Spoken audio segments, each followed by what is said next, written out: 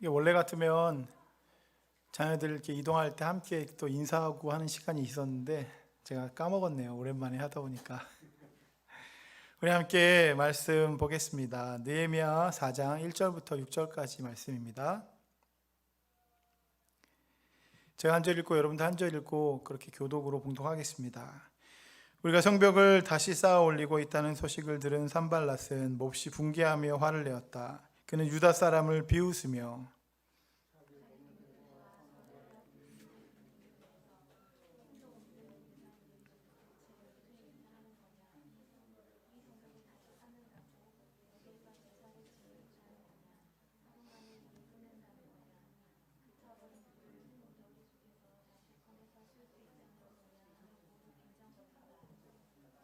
아멘. 큰 소리로 읽어주시기 바라겠습니다. 그의 곁에 서 있는 암몬 사람 도비아도 한마디 거들었다. 다시 쌓으면 뭘 합니까? 돌로 성벽을 쌓는다지만 여우 한 마리만 기어 올라가도 무너지고 말 것입니다.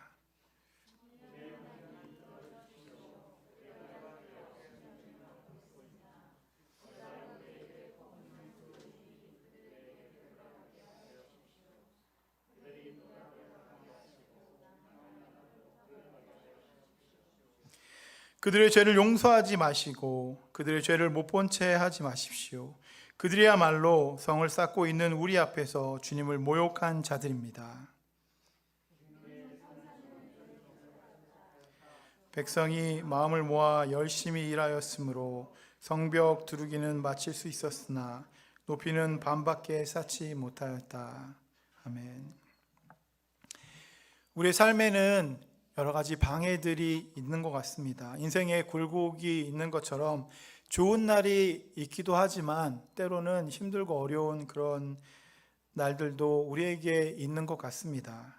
그 삶의 한복판에서 우리가 어떻게 인생을 살아야 할까, 그리고 특별히 믿음의 사람으로 우리의 삶을 어떻게 살아야 할까를 오늘 말씀, 본문에 있는 말씀을 통해서 함께 여러분들과 함께 나누려고 합니다. 오늘 본문의 1절의 말씀입니다. 우리가 성벽을 다시 쌓아 올리고 있다는 소식을 들은 산발랏은 몹시 분개하며 화를 내었다. 그는 유다 사람을 비웃으며. 여러분, 1절에 나오는 이 산발랏이라고 하는 사람은 사마리아 총독입니다. 1절에 그는 몹시 분개하고 화를 내는 모습이 나오고 있습니다. 그 이유가 무엇입니까? 이 느헤미야가 이 산발랏이 보기에 그에게 그의 위치를 흔들 수도 있는 그런 장애물과 같은 그런 존재로 여겨졌습니다. 눈에 가시 같은 존재로 여겨지니까 그냥 이 산발랏이 느헤미야를 보고 있으면 분이 나고 화를 내기 시작했다라고 하는 것입니다. 마치 종교 지도자들이 예수님이 이 땅에 오셨을 때 예수님을 무조건 싫어하고 자신들의 위치가 위협받으니까 예수님께 공격을 하고 싫어하고 화를 냈던 그런 모습과도 같습니다. 산발렛이 이렇게 분을 낸 것처럼 우리의 믿음 생활에도 여러분 여러 가지 방해가 있지 않습니까? 우리가 대단한 믿음 생활을 하지 않을지라도 믿음 생활에는 언제나 이런 방해가 존재한다라고 하는 사실입니다. 산발랏에게는 이유가 분명히 있었겠지만 실제로 이유가 없이 싫어하고 힘들게 하는 그런 사람들도 우리 가운데 옆에 있지 않습니까? 제가 초등학교 때부터 고등학교 때까지 그리고 군대에 있을 때에도 제가 목회자의 아들이라고 하는 그 이유만으로 그리고 교회를 다닌다라고 하는 그 이유만으로 저를 그냥 싫어하는 사람들이 굉장히 많이 있었던 것 같습니다. 대부분 저를 괴롭히는 이유가 바로 그것이었습니다. 교회를 다닌다라고 하는 그것, 그리고 교회 안에서도 저를 싫어하고 저에게 안 좋게 대하는 그런 사람들도 항상 있었던 것 같습니다. 제가 사역했던 그 교회들을 해서 하면 한 10교회 넘게 그렇게 사역을 하고 있었는데 그 모든 교회들 가운데서도 저를 그냥 이유 없이 싫어하는 분들이 있었던 것 같습니다. 왜 저를 싫어하는지 지금도 알지 못합니다. 그냥 싫은 것 같습니다. 그래서 한때 제가 무슨 생각을 했냐면 사람들이 나를 싫어할 만큼 나는 그렇게 사람들에게 사랑을 받고 이렇게 좋아할 만한 그런 스타일이 아닌가? 이런 생각들을 한 적이 있습니다. 제가 소심한 A형이어서 아마 그런 생각들을 했던 것 같습니다. 군대에 있을 때 저를 유난히 괴롭혔던 그런 고참이 있는데 그 고참은 교회에 대한 그런 상처가 있었다라고 나중에 그렇게 이야기를 했습니다. 그래서 교회에 대한 상처가 있으니까 교회라고 하는 그것이 나오면 굉장히 안 좋게 대하고 화를 냈던 그런 기억이 있습니다. 처음에 제가 자대 배치를 받고 그리고 보급중대라고 하는 그곳에 갔을 때 처음에 너 종교가 뭐야? 라고 물어봤고 제가 기독교라고 얘기를 하자마자 갑자기 날라차기로 제 가슴을 때리고 그 다음에 2대 더 맞았던 그런 기억이 있습니다. 저는 왜 맞는지 이유를 몰랐고 그렇게 때리고 나서 그 고참이 뭐라고 얘기를 하냐면 너 교회 다니니까 인생이 잘 안 풀리지, 그렇게 하면서 조롱했던 그런 기억이 있습니다. 여러분, 산발랏도 마찬가지인 것 같습니다. 일단 성벽 재건을 한다라고 하는 그 소식을 듣고 처음부터 그는 화를 내기 시작하고 분노하기 시작합니다. 그리고 그는 분노를 넘어서 이제 조롱하고 있는 것이 바로 오늘 본문에 있는 그런 말씀입니다. 그리고 오늘 본문 2절을 보게 되면 이 산발렛이 뭐라고 얘기를 하냐면 힘도 없는 유다인들이 도대체 무슨 일을 하는 거냐, 이 성벽을 다시 쌓는다고 여기서 제사를 지내겠다는 거냐, 하루 만에 일을 끝낸다는 거냐, 불타버린 돌 흙무더기 속에서 다시 꺼내서 쓸 수 있다는 거냐라고 그렇게 조롱하고 빈정대는 것이 이 산발랏의 모습입니다. 열심히 도와줘도 못마땅할 판에 오히려 그렇게 조롱하고 비난과 그렇게 방해를 하고 있습니다.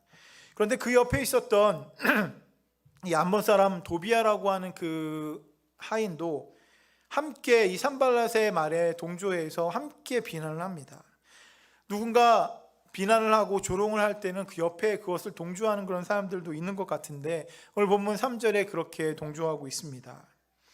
다시 쌓으면 뭘 합니까? 돌로 성벽을 쌓는다지만 여우 한 마리만 기어 올라가도 무너지고 말 것입니다. 그 옆에 있었던 그 도비아도 이렇게 동조하면서 그렇게 조롱하고 있는 것입니다. 그 성벽을 쌓는다고 해도 여우 한 마리에도 무너질 수밖에 없는 아무 쓸모가 없는 그런 성벽이 될 것이다 라고 그렇게 조롱하고 방해하고 있는 것입니다. 여러분, 오늘 본문 2절과 3절에 보면 이 산발랏과 도비아는 그들 열심히 일하고 있는 그들과 느헤미야의 그 감정을 건드리는 것을 볼 수 있습니다. 조롱하면서 기분을 나쁘게 하고 성벽 쌓는 것을 방해하고 있는 것입니다. 산발랏의 방해는 여러분 2장에도 이미 나왔고 그리고 6장에 가면 이 느헤미야를 죽이려고까지 하는데 이릅니다. 방해하고 조롱하고 이제는 이 느헤미야를 적으로 생각해서 죽이려고까지 하는 그런 일들을 벌입니다. 점점 강도를 높여서 방해를 하고 있고 그리고 그 일들을 못할 때까지 끈질기게 방해하는 모습을 볼 수 있습니다. 산발랏과 도비아 같은 사람들이 주위에 많이 있습니다. 여러분, 이 사람들이 삶의 방해꾼들이라고 생각을 합니다. 악한 의도를 갖고 있던 그렇지 않던 그리고 이유가 있던 없던 삶에 도움이 안 되고 방해만 되는 그런 사람들이 있지 않습니까? 그런 사람들은 대부분 우리의 감정을 건드립니다. 감정을 건드리면 대부분의 사람들이 무너지는 것들을 볼 수 있습니다. 저도 초등학교 때 제가 기독교라고 저를 놀리면 그렇게 별로 신경 쓰지 않았습니다. 그냥 넘어가고 그랬습니다. 근데 어느 날 어떤 친구가 와서 뭐라고 얘기를 하냐면 네 아버지가 목사지, 목사는 교회에서 나오는 그 헌금을 다 갖는다면서 넌 좋겠다, 이렇게 얘기하는 그 이야기를 듣고 제가 너무 마음이 상하고 화가 나서 저의 그 감정이 완전히 무너졌던 그런 기억이 있습니다. 왜냐하면 사실 그때만 해도 저희는 너무나도 가난하게 살아서 교회의 지하에 있는 그 지하 방 한 칸에서 5명이 한꺼번에 잡니다. 저희 5명이 누우면 더 이상 발 디딜 틈이 없는 그렇게 조그만 곳에서 살았고 그리고 음식이 떨어질 때도 비일비재했고 그래서 음식이 떨어질 때면 먹을 수가 없을 정도로 그렇게 힘들고 가난하게 살았는데 아버지의 그것을 이야기하면서 저의 감정을 건드리니까 너무나도 자존심이 상했습니다. 너무나 화가 났습니다. 그리고 저의 마음 가운데 낙심이 들었습니다. 왜 우리는 이렇게 살아야만 하나? 왜 아버지는 삼성의 회장이 아니고 교회 목사라서 난 이렇게 가난하게 살고, 그리고 가난하게 살면서도 사람들에게 조롱을 받고 그렇게 하나? 나 교회 다니는데, 예수님 믿는데 왜 나는 이렇게 살아야 하나라고 하는 그런 낙심이 저의 마음 가운데 굉장히 많이 들어왔던 것 같습니다. 저의 마음에 자존심을 건드리고 낙심을 하게 만들고 화를 나게 만듭니다. 여러분, 이 모든 것들이 사실은 저의 믿음의 방해로 그렇게 작용을 했던 것 같습니다. 믿음 생활에서 여러분, 이 자존심을 우리가 버려야만 합니다. 그리고 모든 삶에서도 사실은 자존심을 세워서 좋은 것이 없는 것들을 보게 됩니다. 그리고 우리가 진짜 조심해야 될 것은 낙심이라고 하는 것입니다. 문제는 자존심과 바로 낙심입니다. 여러분, 요나라고 하는 선지자도 실제로 자존심이 너무너무 세서 자기가 싫어하는 그런 니느웨 사람들이, 그들은 죄 때문에, 그들은 너무나도 성격이 포악하고 나쁜 짓을 많이 하기 때문에 그들은 저대로 살다가 그냥 죽었으면 좋겠다, 그렇게 생각을 했습니다. 하나님은 요나를 통해서 그 니느웨 백성들을 구원하시고 그들에게 복을 주시고 그들을 사랑하고 싶은데, 요나의 마음에는 그런 마음이 아예 없습니다. 저들은 죽어 마땅해. 하나님이 사랑하시고 하나님이 구원하시겠다고 하는데, 요나는 반대로 오히려 그들이 죽어 마땅하다라고 하는 그런 자존심을 세우고 있습니다. 그리고 요나는 결국 그 자기의 자존심 때문에 하나님이 틀렸다라고까지 그렇게 생각을 합니다. 그리고 결국 물고기 뱃속에서 그가 회개하고 다시 돌아오는 것들을 보게 됩니다. 결국 이 요나가 세웠던 그런 자존심이 그를 어렵게 하고 힘들게 만들었다라고 하는 것입니다. 여러분, 하나님 앞에서 우리가 자존심 부릴 일이 아닌 것 같습니다. 그리고 나를 막아서는 방해꾼에게도 우리가 자존심을 세울 필요가 없는 것 같습니다. 아예 그런 사람들을 상대할 필요가 없습니다. 하나님에게 다 맡기면 됩니다. 내가 갖고 있는 그러한 마음들, 내가 힘들어하는 그런 모든 마음들도 하나님에게 그냥 맡기면 된다라고 하는 것입니다.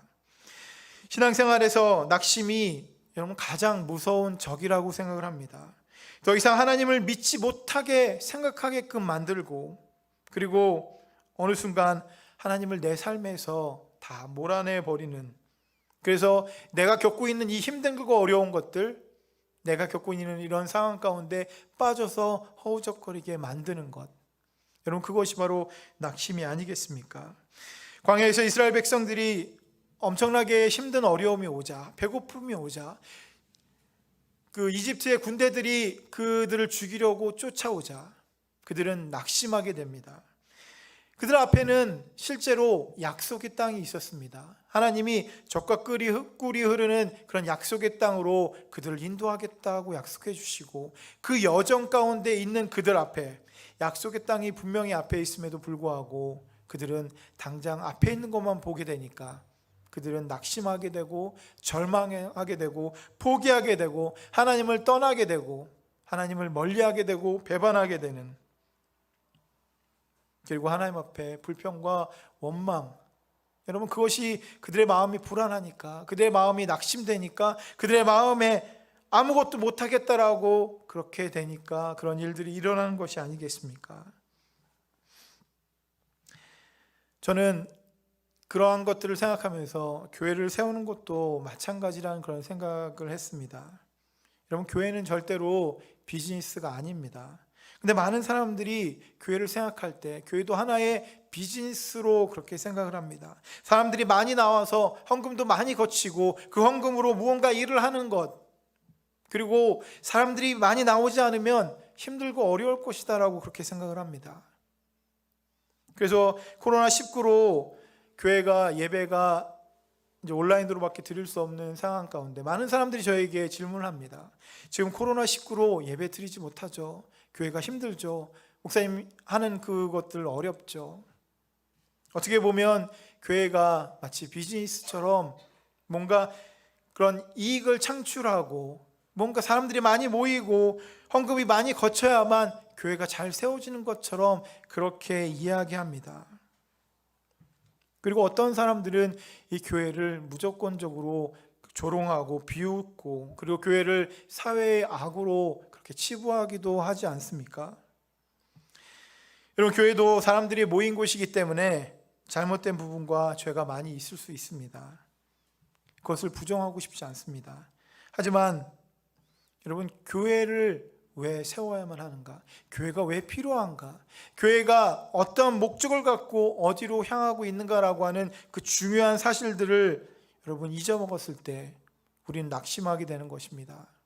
교회는 열심히 다니지만 그럼에도 불구하고 교회 다니면서 행복한 그런 마음, 기쁜 마음이 없고 힘들고 어려운 마음이 있다면 여러분, 그 마음 가운데 교회를 왜 세워야 되는지, 내가 왜 어디로 가고 있는지에 대한 그것들을 상실했기 때문에 그런 마음이 드는 것 아니겠습니까? 교회는 하나님 나라를 이 땅에 세우는 것입니다. 죄에서 구원받고 하나님의 나라로 가는 구원의 방주라고 할 수 있습니다. 하나님의 사랑을 느끼고 그 사랑을 서로에게 나눠줄 수 있는 그런 공동체가 바로 교회입니다. 오늘 이 말씀을 제가 준비하면서 실제로 교회를 개척한 지 이제 3년이 지났는데 3년 동안 저의 마음 가운데 혹시 낙심했던 적이 없나, 이런 생각들을 한번 해봤습니다. 저는 사실 그렇게 낙심하거나 그런 사람이 아니고 굉장히 밝은 사람인데, 제가 그것들을 하나하나 곰곰이 생각해 보니까 3년이 지나면서 굉장히 낙심했던 적이 많이 있었던 것들을 생각하면서 굉장히 놀랐습니다. 저는 굉장히 밝고 긍정적인 그런 사람인데, 그리고 나쁜 말로 하면 굉장히 단순한 사람인데, 그럼에도 불구하고 저의 마음에 낙심했던 적이 있었습니다. 그 모든 것들을 다 이야기할 수 없지만 한 가지만 여러분들에게 이야기하면, 교회를 세우려고 하는 그 이유에 대해서, 그리고 저의 마음에 있는 그런 생각들, 이것들을 다른 사람들과 처음에 나누고 싶었습니다. 사람들이 없었기 때문에, 우리 교회에 다니는 사람이 없었기 때문에 교회에 다니지 않는 그런 다른 사람들과 그것들에 대해서 함께 나누려고 할 때 사람들이 저희 이야기를 잘 듣지 않습니다. 잘 듣지 않을 뿐만이 아니라 저와 한두 번 이야기하신 분들이 저를 점점 피하기 시작합니다. 그분들의 생각 가운데 제가 그들을 우리 교회로 이렇게 끌어오려고 하는 아마 그런 느낌을 받았는지도 모르겠습니다. 제 마음에 그것이 아닌데 사람들의 반응이 그렇게 나오니까 저의 자존심이 막 상하고 낙심이 되었습니다. 과연 하나님께서 주신 이 거룩한 그 위대한 그런 비전들을 누구랑 이야기할 수 있을까? 누구랑 이 이야기들을 함께 나누고 할 수 있을까? 그때는 너무나도 낙심이 많이 되었던 것 같습니다. 아무도 저의 마음을 알아주지 않고, 아무도 하나님께서 원하는 그런 것들 가운데 함께 그것을 나누지 못했던, 그래서 너무 마음이 낙심이 되고 속상했던 적이 있습니다. 여러분, 낙심하면 그 순간 모든 것이 무너지는 것이다, 이렇게 생각이 듭니다. 그래서 갈라디아서 6장 9절에 이렇게 말씀하고 있습니다. 한번 같이 보겠습니다. 선한 일을 하다가 낙심하지 맙시다. 지쳐서 넘어지지 아니하면 때가 이를 때 거두게 될 것입니다. 이스라엘 백성들이 약속의 땅이 그들에게 있었던 것처럼 우리는 하나님이 주신 그 선한 일들을 할 때 여러 가지 많은 방해가 있어서 우리를 낙심하게 하고 어렵게 만듭니다. 근데 분명한 것은 약속의 땅이 우리 가운데 있다라고 하는 사실, 하나님께서 결국은 낙심하지 않고 그것을 버티게 만들어 주시고 결국은 그 결실을 우리에게 주신다라고 하는 것입니다. 주님이 우리에게 준비해 주신 것은 너무나도 좋은 것 아니겠습니까? 우리가 낙심하고 지쳐서 넘어지면 여러분 그런 것들이 보이지 않습니다. 그리고 우리의 마음에 원망과 불평이 가득 차는 것을 볼 수 있습니다. 그리고 하나님을 떠나기도 합니다. 하지만 느헤미야는 여러분 그렇게 하지 않았습니다. 오늘 본문을 보게 되면 이 느헤미야는 실제로 낙심할 수 있는 그런 순간들이 너무너무 많이 있었습니다. 처음에 자신의 고국 그 이스라엘 백성들이 너무나도 힘들게 어렵게 산다라고 하는 그런 소식, 그리고 성벽이 다 무너지고 많은 사람들이 낙심하고 주저앉아 있다라고 하는 그 소식을 듣고 이 느헤미야는 처참하게 울면서 하나님 앞에 금식 기도하는, 그런 낙심의 그런 시간들이 분명하게 있었습니다. 많은 사람들이 아무런 희망도 남아있지 않다고 생각하고 느헤미야도 아마 그러한 생각 가운데 있었을지도 모르겠습니다. 그럼에도 불구하고 이 느헤미야는 그곳에서 낙심하지 않았습니다. 자신이 바벨론의 높은 위치에 있었지만 자신의 자존심을 세우지 않고, 본문을 보게 되면 이 느헤미야는 혼자 홀로 성벽을 돌면서 이것을 어떻게 세울 수 있을까 고민하고 또 기도하는 것들을 보게 됩니다. 그렇게 높은 위치에 있으면 그냥 누구 시켜서 한번 둘러볼 수도 있었을 텐데 그는 그곳에 혼자 와서 그 모든 것들을 둘러봅니다. 그리고 그것을 둘러보고 이것은 내가 할 수 없는 일이야, 이것은 절대로 가능하지 않은 일이야 라고 그렇게 낙심할 수도 있었는데 이 느헤미야는 그러지 않았다라고 하는 것입니다. 어떤 아버지가 사업에 실패하고 좌절하고 낙심이 돼서 풀이 죽어서 집에 돌아옵니다.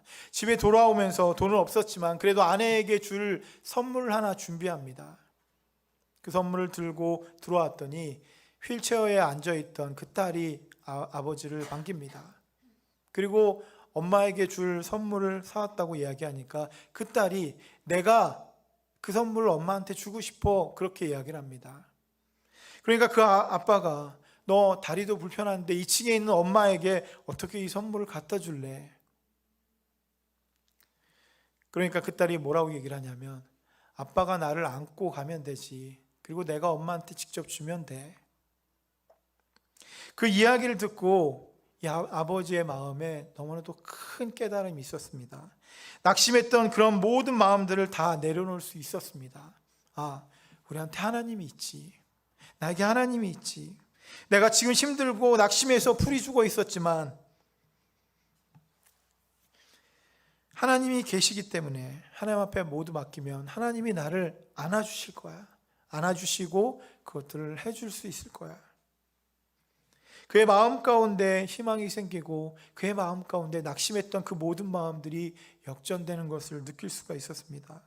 하나님께 다 맡기면 되지, 그리고 하나님이 나를 들고 가시면 되겠다, 그렇게 생각을 합니다. 여러분, 앞에 보이는 그런 문제보다 그 문제에 낙심하기보다 실제로 그 문제를 어떻게 대하는가가 더 중요한 것입니다. 이스라엘 공동체가 이 성벽 재건이라고 하는 너무나도 크고 막중한 그 사명을 앞두고 이렇게 여러 가지 방해와 어려움들을 당하게 됩니다. 이렇게 힘들고 어려운 방해, 그런 위기 가운데 느헤미야는 어떻게 합니까? 오늘 보면 4절 5절에 그 내용이 나와 있습니다. 4절 5절입니다. 우리 하나님 들어주십시오. 우리가 이렇게 업신여김을 받고 있습니다. 제발 우리에게 퍼붓는 그 욕이 그들에게 되돌아가게 하여 주십시오. 그들이 노략을 당하게 하시고 남의 나라로 끌려가게 하여 주십시오. 그들의 죄를 용서하지 마시고 그들의 죄를 못 본 채 하지 마십시오. 그들이야말로 성을 쌓고 있는 우리 앞에서 주님을 모욕한 자들입니다. 여러분, 4절에 5절의 말씀이 마치 느헤미야가 그들을 저주하는 것 같은 그런 생각이 드실지도 모르겠지만 실제로 이 느헤미야는 하나님 앞에 이 모든 문제를 가지고 와서 하나하나 그렇게 하나님 앞에 아뢰고 있는 그런 장면입니다. 다시 말하면 느헤미야는 그를 방해하고 있는 그 모든 것들 가운데서 하나님 앞에 기도한다라고 하는 것입니다. 물리적이고 심리적인 공격 앞에서 느헤미야는 그들 앞에서 맞서 싸우고 함께 욕하고 하는 그것이 아니라 오히려 주님 앞에 기도하고 있는 것입니다. 여러분, 힘들고 어려운 일들이 여러분들 가운데 있습니까? 여러분들을 막아서고 여러분들을 방해하는 그런 일들이 여러분들 가운데 있습니까? 여러분, 그것에 우리가 대항할 수 있는 최고가 바로 기도라고 하는 것입니다. 어떠한 상황에 내가 처하나 보다 이 상황에서 나는 어떠한 태도로 이것을 바라보느냐가 더 중요하다라고 하는 사실입니다.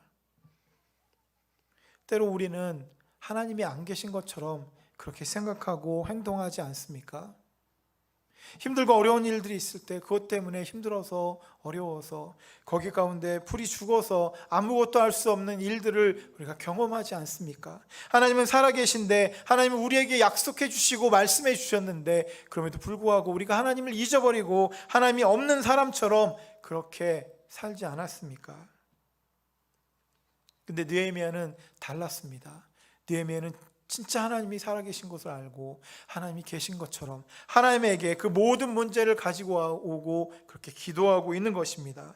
처음 1장에서 느헤미야는 하나님의 약속을 믿고 그렇게 기도하지 않습니까? 하나님이 약속하셨으니까 이 모든 것들이 이루어질 것이다. 하나님이 이스라엘 백성들에게 약속해 주셨고 그들을 이집트로부터 구원하여 주셨고 이제는 이 바벨론에서 그들의 포로 생활들을 청산하고 다시 고국으로 돌아올 수 있게 약속해 주셨고, 여러분 이러한 약속을 믿고 그렇게 선언하면서 기도하지 않습니까? 약속을 믿으니까 하나님이 들어주실지 확신하고 그렇게 믿으니까 기도의 자리로 먼저 나아가는 것입니다. 기도를 통해서 느헤미야는 왕의 허락을 받고 포로의 귀환을 하고 성벽을 쌓을 수 있었습니다. 여러분 기도를 통해서 이 위대한 일들을 이룰 수가 있었다라고 하는 것입니다. 포로 가운데 귀환할 수 있는 이 일은 절대로 쉽고 간단한 그런 문제가 아닙니다. 그리고 무너진 그 성벽을 쌓는 것은 아까 산발락과 도비아가 했던 그런 것처럼 정말로 힘들고 어려운 그런 일이었을지도 모르겠습니다. 그런데 기도를 통해서 이 위대한 일들을 다 이룰 수 있었습니다. 아무리 이 느헤미야를 방해하는 그런 사람들이 있다고 할지라도, 그를 막아서고 못하게 하는 그런 조롱과 여러 가지 공격이 있다고 할지라도, 여러분 느헤미야에게는 그 모든 것들을 이겨낼 수 있는 그런 무기, 바로 기도가 있었다라고 하는 사실입니다. 느헤미야는 인간적인 방법으로 그들을 상대하고 대들지 않았습니다. 이 모든 상황 가운데 살아계신 하나님에게 이 모든 것을 맡기고 있는 것입니다. 하나님 앞에 우리의 상황을 그냥 맡기기만 하면 됩니다. 하나님께서 우리와 함께 해주실 수 있다라고 그렇게 말씀하고 있는 것입니다. 느헤미야의 이 4절부터의 기도는 바로 시편에 있는 그런 기도를 인용하고 있는 그런 기도문입니다. 시편에 하나님의 약속을 구하는 그런 간구, 그리고 시편 기자가 힘들고 어려울 때 자신을 방해하고 자신을 음해하고 자신을 어렵게 만드는 그런 모든 적들에 대한 기도가 있는데 바로 그 기도를 인용하면서 기도하는 것입니다. 여러분 하나님의 약속, 하나님께서 우리에게 주신 그 약속은 우리의 소관이 아닙니다. 우리가 할 수 있다라고 하는 그것이 아니라 하나님이 우리에게 약속해 주신 그겁니다. 그리고 우리를 상대하는 적도 우리의 소관이 아닙니다. 내가 어떻게 해보고 내가 맞서 싸우고 내가 어떻게 할 수 있는 그것이 아닙니다. 하나님 앞에 모두 맡겨버리는 지혜가 필요합니다. 느헤미야가 그렇게 했던 것처럼 우리에게 있는 그 모든 것들을 하나님 앞에 맡기는 것이, 그것이 바로 지혜이고 그것이 너무나도 놀라운 대응이라고 할 수 있습니다. 느헤미야는 이방 땅에서 아주 오랫동안 거의 한평생을 자라고 평생 고향 땅을 생각하면서 그렇게 살았던 그런 사람입니다. 어찌 보면 사랑하는 마음이 적었을 수도 있겠습니다.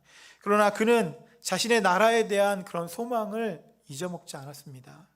왜냐하면 하나님이 그들을 회복시켜 주시겠다고 약속했기 때문에.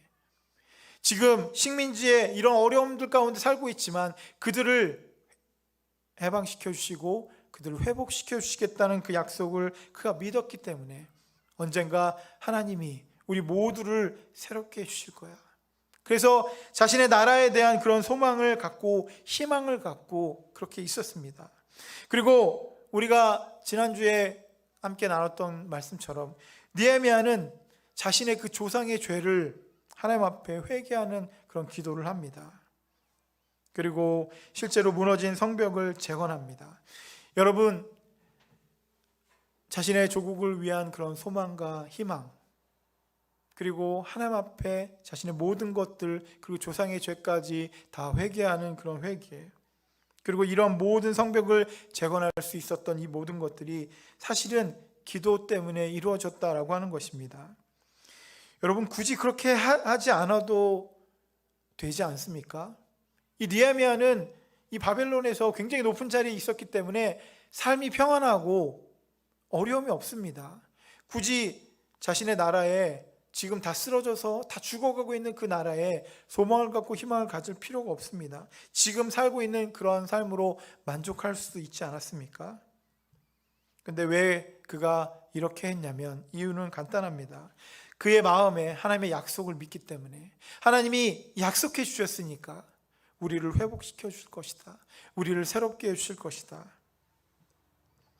느헤미야가 시편에 있는 그 말씀을 인용해서 그렇게 기도한 것처럼 그의 마음에 하나님의 약속, 하나님의 말씀이 가득 차 있었기 때문에 그렇게 기도했다라고 하는 것입니다. 우리를 힘들게 하는 사람, 그리고 그러한 상황이 우리를 어렵게 하고 우리의 일들을 방해하고 있으십니까? 하나님은 오늘도 그 방해꾼들과 방해의 그런 상황들을 역전시켜 주시겠다라고 우리에게 약속해 주고 있는 것입니다. 지금은 당장 안 될 것 같이 보이지만 우리가 약속을 믿고 하나님 앞에 나아가면 느헤미야에게 주셨던 이런 놀라운 일들이 우리 가운데 이루어진다라고 하는 것입니다. 수많은 도전과 위기 앞에서 여러분들은 어떻게 그것을 대응하고 어떻게 삶을 살고 계십니까? 느헤미야는 너무나도 높은 지위에 있었던 그런 사람이고 자신의 힘으로 군사를 동원할 수 있었던 그런 사람입니다. 그러나 그는 그렇게 하지 않고 하나님 앞에 기도로 나아갔습니다. 하나님께 기도로 그 모든 역사들을 간구할 때 하나님의 일들이 이루어지는 것입니다. 여러분, 이 내용들이 바로 시편에 나오는데 시편 79편 11절 12절에 그 내용이 나옵니다. 함께 한번 보겠습니다. 갇힌 사람들의 신음소리를 주님께서 들어주십시오. 죽게 된 사람들을 주님의 능하신 팔로 살려주십시오. 주님, 우리 이웃 나라들이 주님을 모독한 그 모독을 그들의 품에다가 7배로 갚아주십시오. 느헤미야가 그렇게 시편의 내용을 갖고 기도했다라고 하는 그것은 그 시편의 그런 말씀이 그 느헤미야의 마음에 새겨졌다라고 하는 것입니다. 말씀으로 무장된 그런 느헤미야가 이런 모든 방해들을 이길 수 있었다라고 하는 것입니다. 기도하는 사람이 시험에 빠지지 않는 것입니다. 말씀을 통해서 약속을 믿게 되니까 그는 확신에 차서 그렇게 기도할 수 있었다라고 하는 것입니다. 여러분, 이렇게 기도하며 말씀으로 여러 가지 방해들을 이겨내니까 결국은 성벽을 쌓을 수 있었던 것입니다. 6절에 있는 말씀입니다. 우리는 성 쌓는 일을 계속하였다. 백성이 마음을 모아서 열심히 일하였으므로 성벽 두르기는 마칠 수 있었으나 높이는 반밖에 쌓지 못하였다. 여러분, 이러한 방해들과 어려움들이 있었음에도 불구하고 6절에 우리는 성 쌓는 일을 계속할 수 있었다라고 그렇게 기록하고 있는 것입니다. 멈춰질 수도 있었고 아니면 포기할 수도 있었고 낙심할 수도 있었는데 그들은 성 쌓는 일을 계속할 수 있었습니다.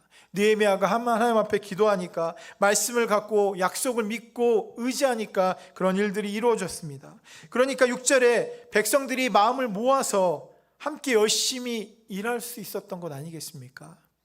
여러분, 이 모든 일들이 이루어진 것은 방해와 조롱이 있어도 그 모든 것들 가운데 기도로 무장하게 되니까, 기도하니까 이런 모든 것들이 그 일들을 방해하고 안 되게 하는 것이 아니라 오히려 백성들의 마음이 모아지고 열심히 일할 수 있게 만들어졌다라고 하는 것입니다.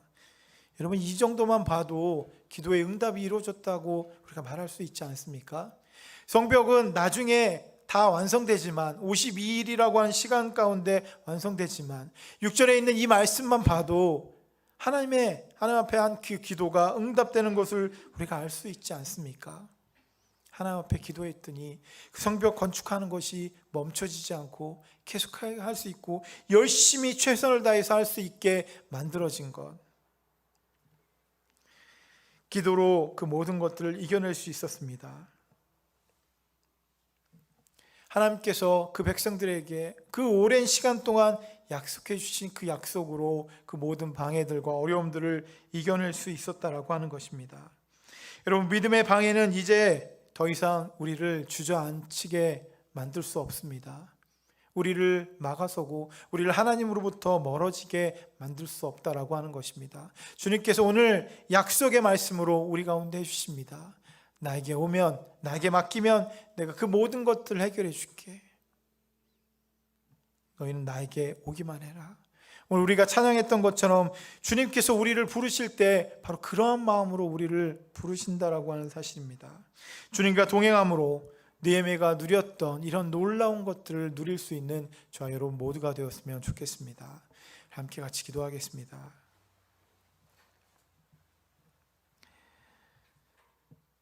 주님 감사합니다. 우리가 다시 이렇게 대면 예배를 드릴 수 있도록 인도하여 주시니 감사합니다. 힘들고 어려운 시간들을 다 지나고 주님께서는 우리를 다시 만나게 하여 주시고 다시 예배하게 하여 주시니 감사합니다. 주님, 우리의 마음과 심령 가운데 하나님의 말씀을 허락하여 주셔서 하나님이 준비하신 그 놀라운 은혜 역사들이 우리의 모든 삶 가운데 충만하게 임하게 허락하여 주셔서 느헤미야가 보았던 그런 놀라운 기적과 위대한 일들이 우리의 삶에도 매일매일 매 순간순간 일어날 수 있도록 우리를 인도하여 주시옵소서. 살아계신 하나님, 우리의 모든 심령 가운데 그렇게 역사하여 주시고 인도하여 주시옵소서. 그렇게 인도하여 주실 줄 믿사오며 살아계신 예수님의 이름으로 간절히 기도드렸습니다. 네. 우리 함께 일어나셔서 마지막 찬양 앞에 올려드리겠습니다.